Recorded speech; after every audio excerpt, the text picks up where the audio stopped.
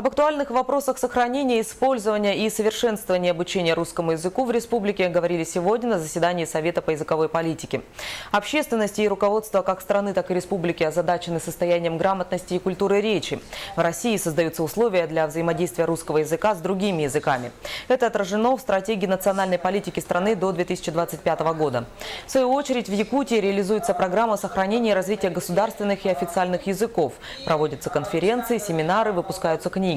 В этом году состоится форум учителей-словесников, где предполагается создание ассоциации учителей русского языка и литературы в республике.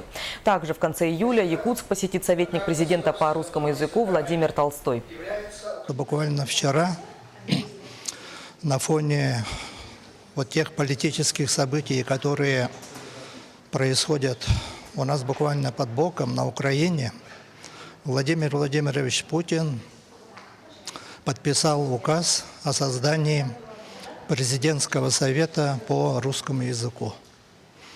То есть сегодня защита, сохранение, развитие русского языка – это вопрос безопасности страны.